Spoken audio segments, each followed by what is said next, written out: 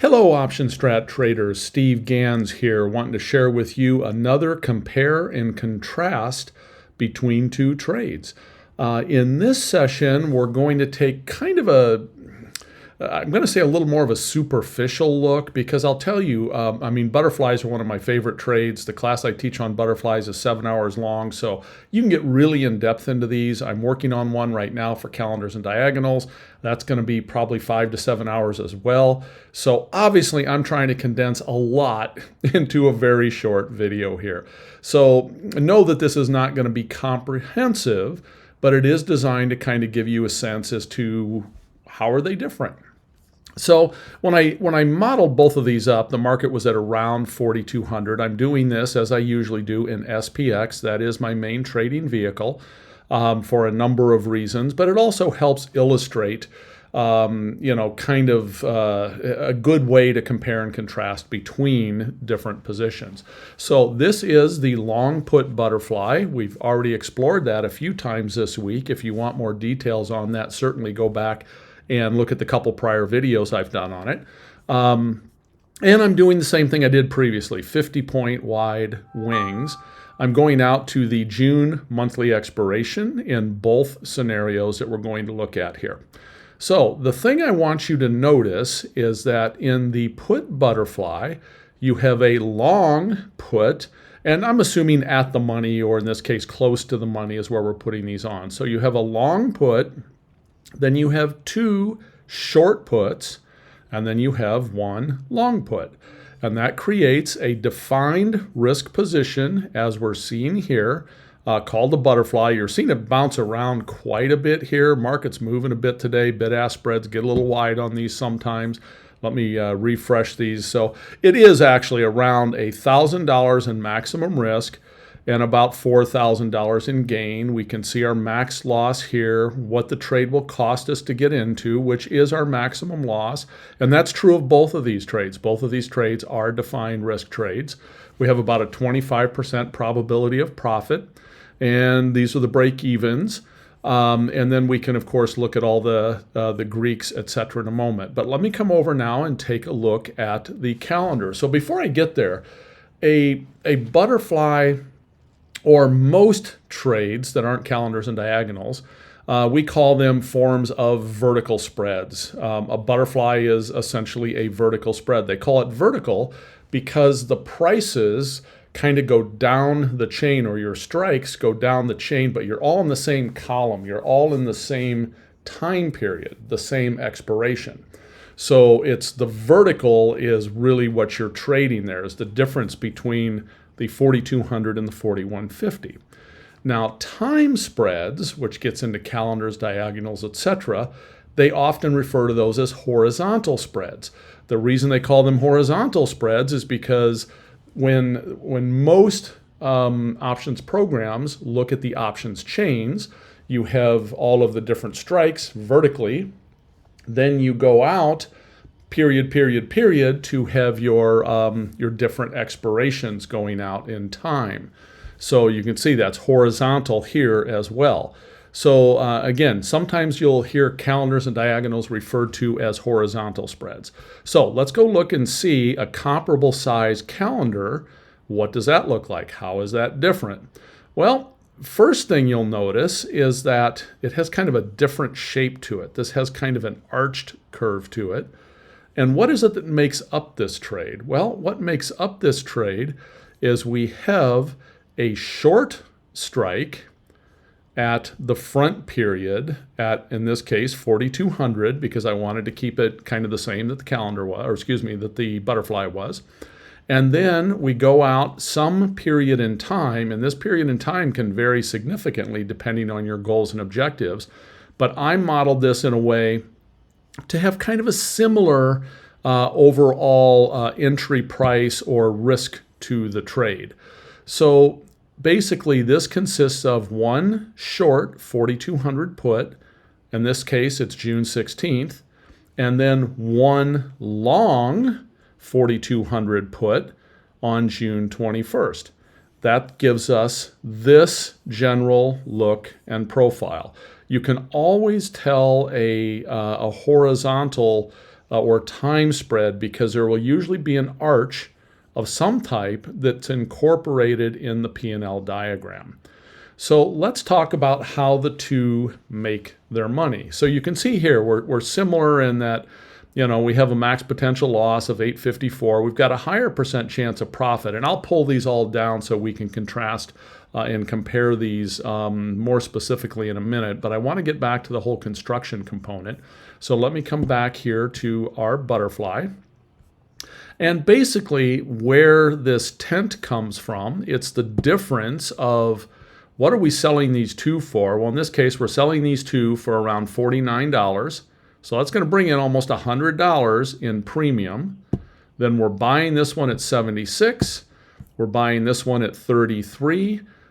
Put all those together, and that's what gives us the amount that we're going to pay to get into this position. And where is it we make our money on these? How does that money creep into the whole thing? Well, it creeps in because these two we're selling that are close to the money here. Basically, we're going to have that extrinsic value, that juice, if you will, that's going to drip out of this over time.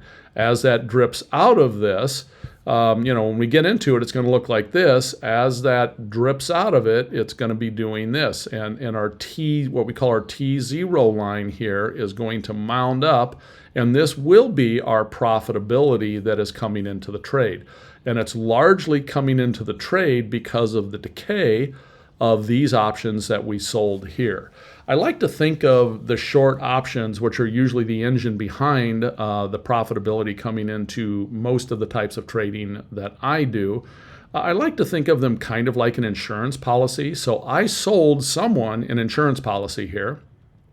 And if that insurance policy goes unclaimed, in other words, I sold someone stock insurance, if they don't have a wreck in their stock, or if the SPX does not have a wreck, each day that goes by, I kind of have a little more money I can stick into my pocket, so to speak.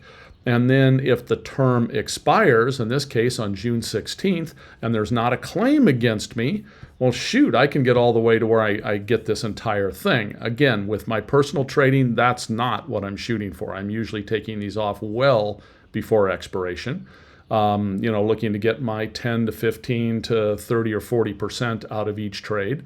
But that's how money comes into the butterfly, as we're relying on these two shorts to dissolve or decay over time. Now, these are also going to decay, but because these were sold closer to the money, they tend to decay a little faster. They usually have a little more what we call extrinsic value in them. Now, let's take a look at the butterfly and see how it happens here. So, same basic principle here. We're going to sell this front one. We're selling that at $50, okay? Then we're buying one, the exact same strike, we're buying that out a period of time. In this case, it's only a matter of days. And we're paying $54.90 for that. Well, what's the difference between 50 and $54.90? Well, that's our net debit there of the $4.90. That's what we're going to pay to get into this trade. So how do we make our money then? Well, if you understand options decay, the closer an option gets to expiration, the faster it starts to decay. So because this is closer in time to where we are today than this one is going to decay faster.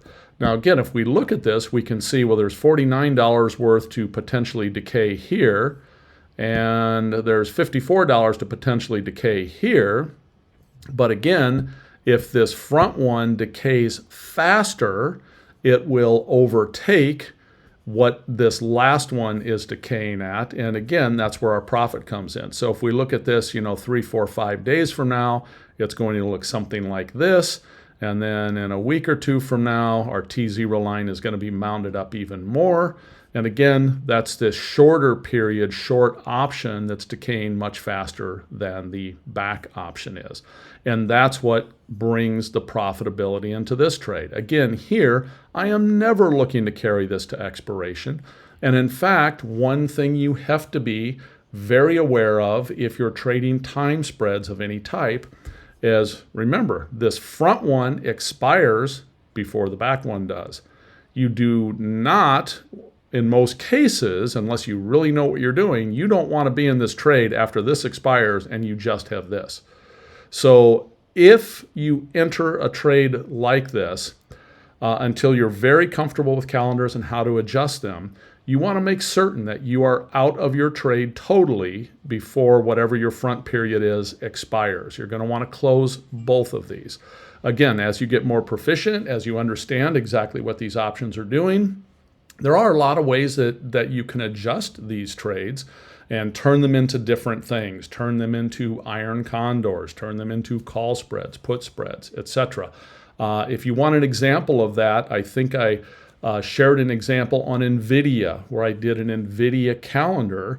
It was only a week or so ago, so go back and look at the different videos, and you'll see that we had a situation where NVIDIA ran up monstrously to where we were at max loss. And while I didn't propose making that adjustment for reasons you'll see in the video, I did want to show people how you could consider one way of adjusting a trade like that. So that's kind of the difference between these two. The other key thing that you need to note, let me pull down the different stats, if we will, on these. So this is our long put butterfly. And again, these were snapped a little bit ago. So the market's moved a little, but I snapped these both right about the same time. So the things that I want to point out here is the put butterfly, you know, your $940 debit, $940 loss. You've got a potential max profit of 40.60 right in the center of that tent. But again, I am never shooting for that. 34% chance of profit. This will be a difference. Our break evens here, 41.59 to 42.40. Now, if we look at some of these numbers here, our break evens, we got a higher percent chance of profit. Our max profit is lower, but our break evens are wider. So we've got a wider range that we're playing with in this trade, which is nice. You're trading off a little bit less potential profit right at that center peak in exchange for a wider tent.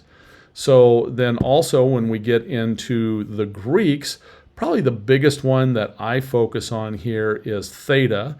And we can see that in the put butterfly, theta is 12. In the calendar, theta tends to be much, much higher because this front period expires, or decays faster than the back period. That's why that theta comes in a bit faster.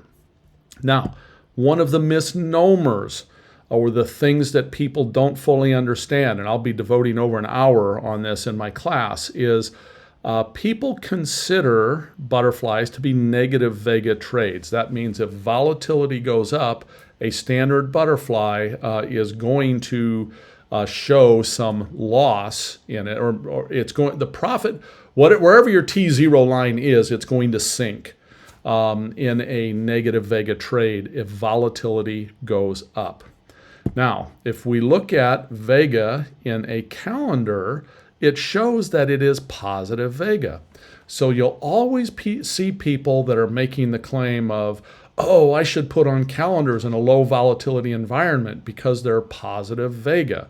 Again, I'm going to be spending over an hour on this. Calendars aren't necessarily positive vega, okay? And let me just show you, every software program out there models them that way, and it's not a flaw in the software program. The software program is just using the standard modeling algorithms that have been built out there, your Black-Scholes, and I forget what all the other ones even are.